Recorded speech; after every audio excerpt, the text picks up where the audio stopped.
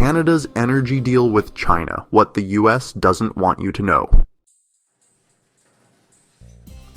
Imagine waking up to headlines declaring Canada, not Saudi Arabia or Russia, as China's new top oil supplier. What would it mean for your gas prices, your country's alliances, or even global power dynamics? That future isn't distant speculation. It's unfolding right now, quietly reshaping North American energy politics while most of us aren't looking.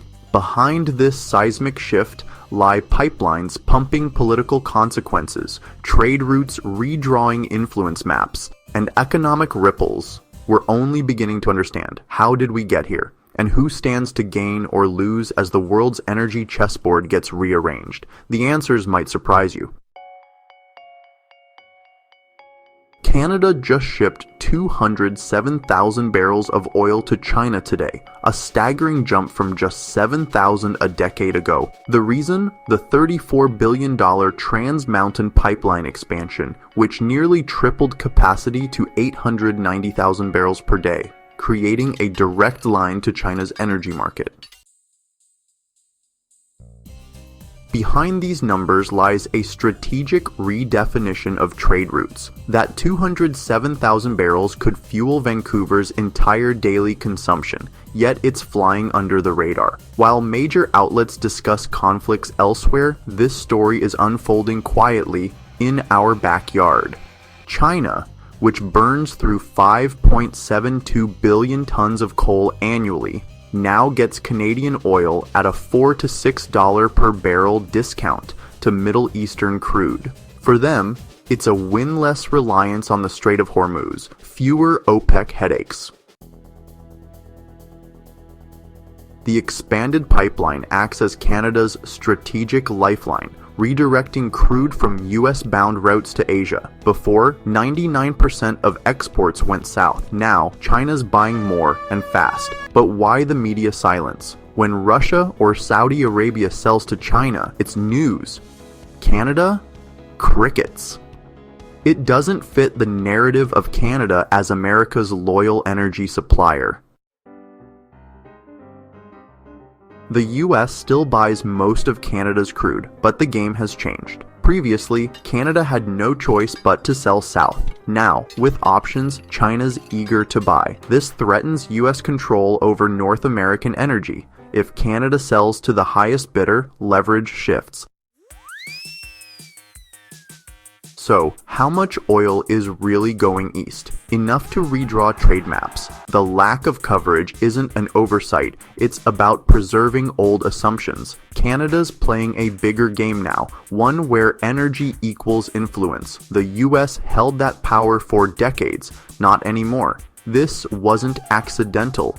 Years of deliberate moves, shaped by decisions beyond Canada's borders, led here. And that's where the story gets even more interesting.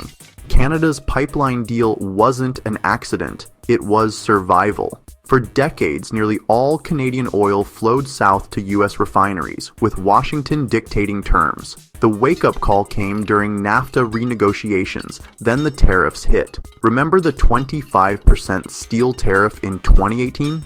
That same year, 99% of Canada's crude still went to the US. The message was clear. One customer means no leverage. China changed the game. As US trade tensions escalated, Canada looked east. The numbers spoke for themselves. China's oil imports hit 10.2 million barrels daily in 2022. The Asian market is where the momentum is, the Cenovus Energy CEO declared. This wasn't theoretical. The Trans Mountain expansion's 890,000 barrel capacity gave Canada an exit ramp from US dependence.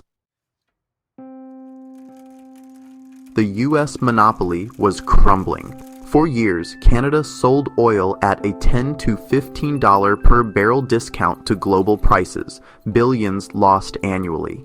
Now, with China as an alternative, Ottawa could finally push back. Even diverting 10% of current US shipments, or 380,000 barrels daily, would force Washington to scramble.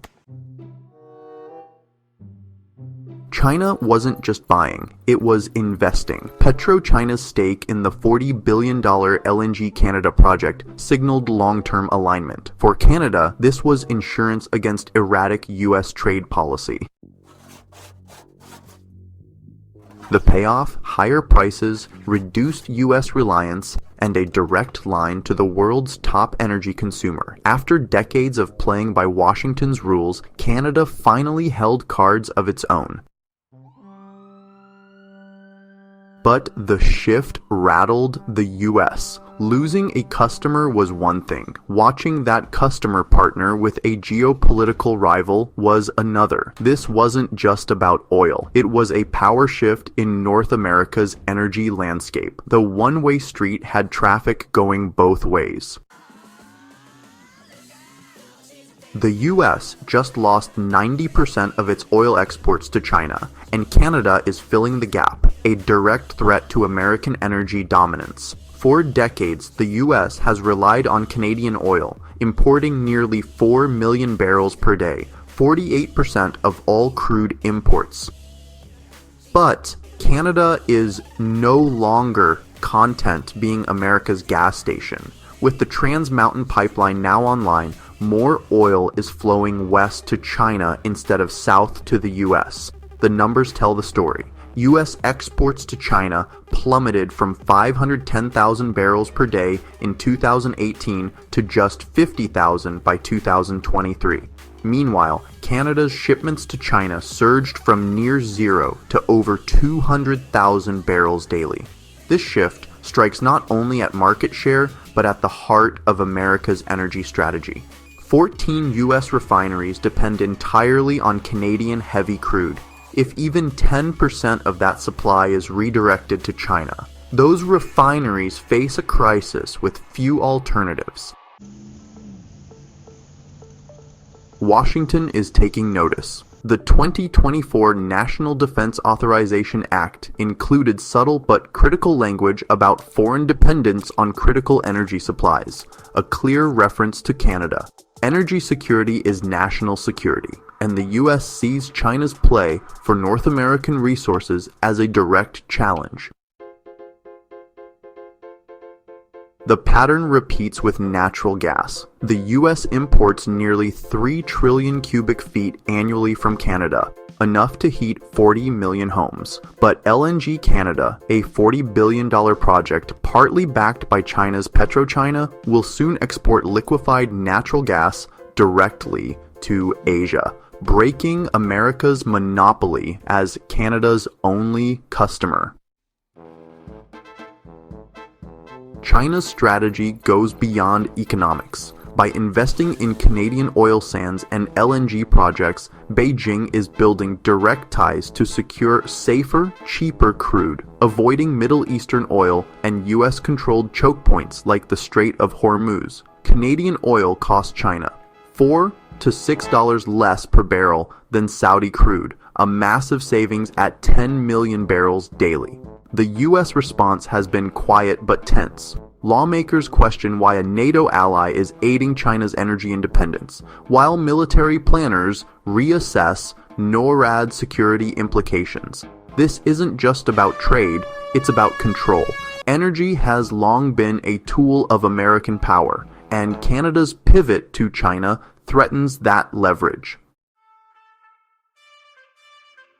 Canada's oil partnership with China is reshaping global energy markets like falling dominoes. One shift sending ripples through traditional supply chains. China's Belt and Road Initiative always had an energy focus, but few saw Canada becoming a key player. Here's why it works.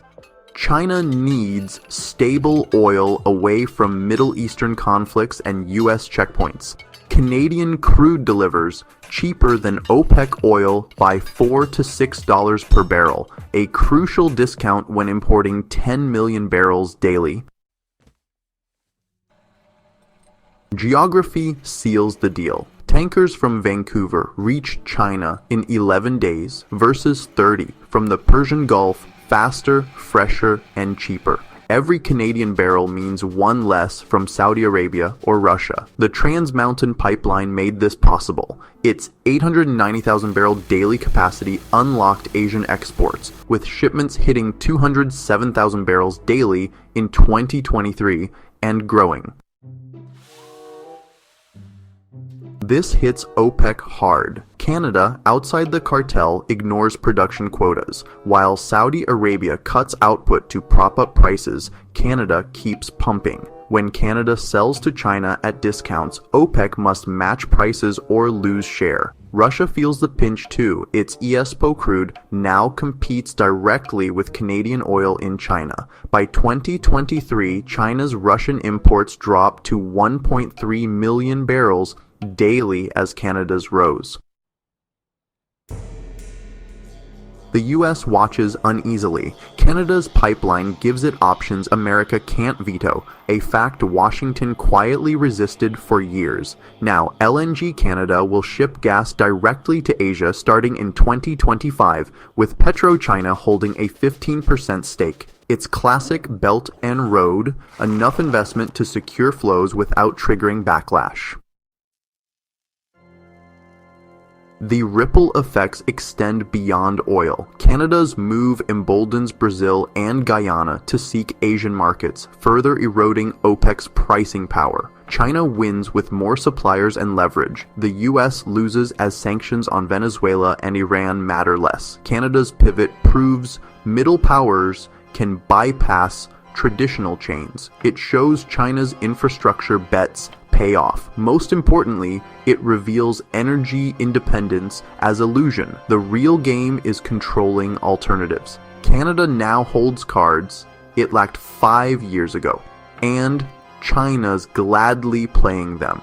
If Canada expands Asia-bound shipments, the global oil map redraws itself. The US marginalized, OPEC weakened, China secured.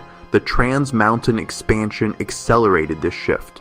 The question isn't if the world adjusts, it's who adapts fastest and who gets left behind. When Canada sneezes in oil markets, the world catches a cold. That sneeze just happened. Canada's energy deal with China marks a strategic power shift accelerated by the Trans Mountain Pipeline's access to Asian markets. While China secures stable oil without Middle Eastern risks or US interference, America watches its northern ally deepen ties with its top rival. This goes beyond trade. It's about control over North America's energy future. Expect US pressure on Canadian exports, LNG approvals, and even NATO dynamics. As this quiet revolution unfolds, ask yourself, who will shape our energy future and at what cost? Washington's response will determine whether this deal becomes a turning point or just the opening move.